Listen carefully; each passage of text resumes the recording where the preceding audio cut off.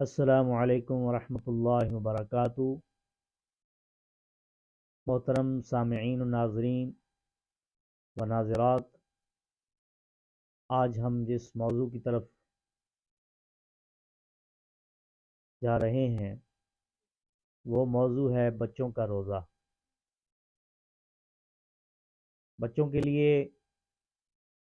ایک بہت بڑی عجیب بات ہوتی ہے کہ جب رمضان المبارک آتا ہے تو یکدم گھروں کی روٹین جو ہے وہ چینج ہو جاتی ہے۔ نبی کریم صلی اللہ تعالیٰ علیہ وسلم کے زمانے میں بھی بچے روزہ رکھا کرتے تھے، تو جناب رسالت امام صلی اللہ علیہ وسلم مسرت کا اظہار فرماتے، اور آپ نے یہ فرمایا تھا کہ جو چاہے روزہ رکھے اور جو چاہے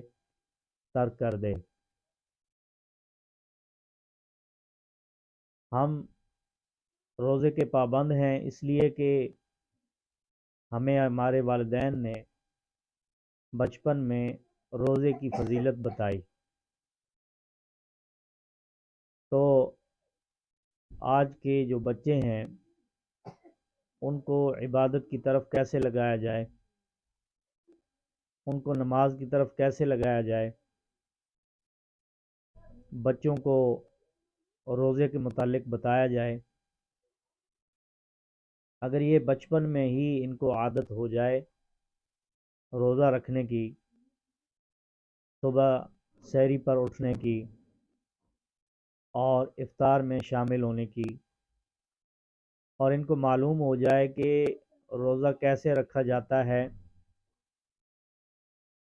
روزے کے کیا مقاصد ہیں، تو بچپن میں ہی ان کی اچھی ٹریننگ ہو جائے گی، اور جب یہ بڑے ہوں گے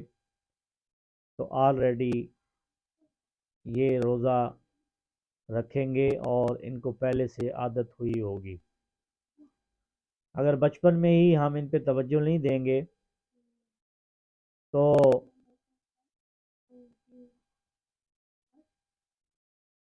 جو ہے بڑے ہو کر یہ ان کو روزہ رکھنے کی عادت نہ ہوگی،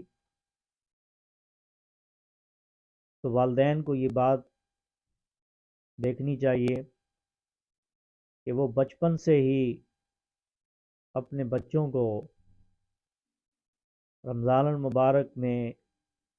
مختلف امور پر فائز کریں، قرآن کریم کی فضیلت بتائیں، نماز کے متعلق بتائیں، اور روزہ کے بارے میں اور روزے کی جو امپورٹنس ہے اس بارے میں اپنے بچوں کو آگاہی دیں، تو پھر یقینی طور پر اس کا اثر ان پر نفسیاتی طور پر بہت اچھا پڑے گا۔ جب بچے یکدم بڑے ہو جاتے ہیں اور پھر انہیں آپ کسی بات کا حکم دیں گے تو یقینی طور پر وہ اس طرف نہیں آئیں گے۔ ضرورت اس امر کی ہے کہ ہم اپنے گھروں میں عبادات کا رجحان پیدا کریں، اور نبی کریم صلی اللہ تعالیٰ علیہ وسلم نے فرمایا کہ اپنے گھروں کو نماز سے آباد کرو اور ان کو مقبرے نہ بناؤ۔ تو اس کا مطلب کیا ہے کہ گھروں میں جب نماز کا اہتمام ہوگا، عبادات کا اہتمام ہوگا، تو پھر دیکھا داکھی میں بچے بھی اس سے متاثر ہوں گے اور وہ بھی عبادات کو دیکھ کر کرنے کی کوشش کریں گے۔ تو لہٰذا چھوٹے بچوں کی ٹریننگ اور تربیت کے لیے ضروری ہے کہ ان کے لیے افطار اور سحری کے پروجیکٹس بنائے جائیں، ان کے لیے قرآن کریم کی تلاوت کے پروجیکٹس بنائے جائیں، ان کے لیے کچھ کمپٹیشن کا انتظام کیا جائے، اور رات کو تراویح کا بندوبست کیا جائے، اور ان کی جتنی اچھی ٹریننگ ہوگی تو وہ بڑے ہو کر ایسے ہی اچھے طریقے سے رمضان کو فیس بھی کریں گے اور رمضان کو اچھے طریقے سے روزے کے ساتھ گزاریں گے۔ دعا اللہ تعالی ہم سب کو عمل کی توفیق عطا فرمائے۔